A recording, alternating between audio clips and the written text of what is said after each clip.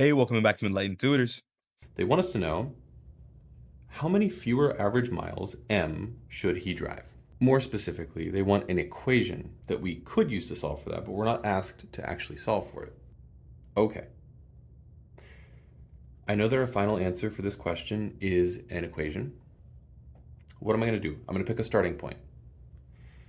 I'm going to start with miles, because that's what we're trying to find.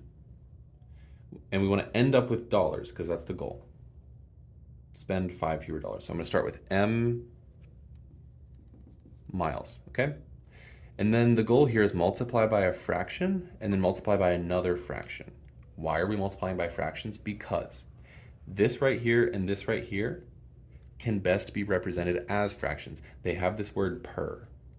If you see the word per or the word each, depending on the wording, it's not as simple as just looking for those words, but depending on the wording, that could be describing a rate of change.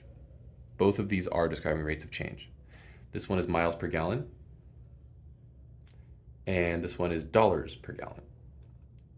The word per, if it's written as unit per unit, can literally be translated as a fraction bar. Now, here's the thing.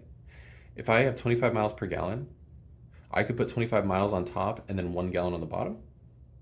Or I could put 25 miles on the bottom and 1 gallon on the top. I'm going to do 25 miles on the bottom, and there's a reason for that. The reason is my goal is to get rid of these miles. So the way this works is I treat the units like they're variables. This one is just over 1. So I have miles on the top and bottom. Well, what happens when something's on the top and bottom of a fraction? It cancels. Congratulations, we've converted from miles to gallons. Cool, but we want dollars. So we've used this one, now we gotta use this one. Again, I could put $4 on the top or bottom. I'm actually gonna focus on gallons first though, because I'm trying to get rid of these gallons here, which means my 1 gallon goes on the bottom, and my $4 goes on the top, and now look, gallons are on top and bottom. Those go away.